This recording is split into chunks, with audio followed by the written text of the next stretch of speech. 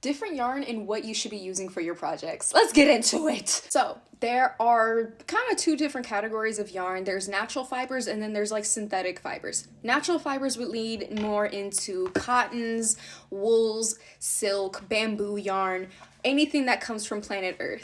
Synthetic fibers would include acrylic, nylon, polyester, those types of blends.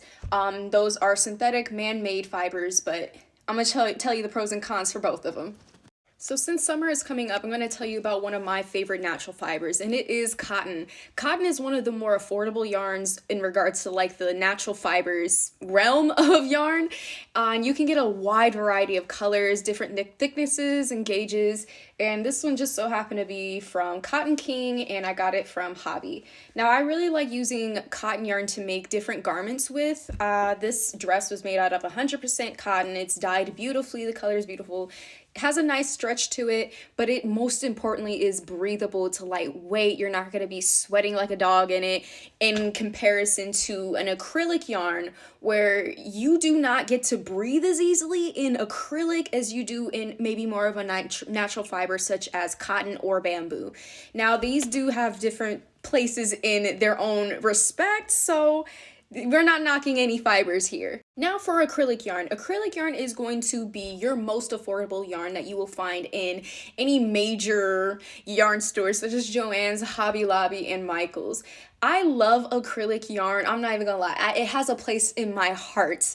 Acrylic yarn is great for any project. You can make various things, sweaters, hats, beanies, dresses. It all depends on your application, what you're crocheting or knitting, and how you're knitting it and crocheting it. Keeping in mind where you're going to be wearing your garments when you do use acrylic, but acrylic is such an affordable and reasonable thing to be buying in anybody's yarn collection.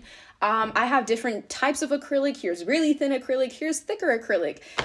Here's different colors of acrylic. You can do acrylic for absolutely anything. One of my favorite things to make out of acrylic yarn is different accessories. Hats and bags are one of my favorite things to make out of acrylic because I know that it's going to be durable, it's going to last a long time, and it's less likely to break down such as a natural fiber would, such as cotton or silk or merino wools. And with that being said, of course you can use acrylic yarn to make different garments.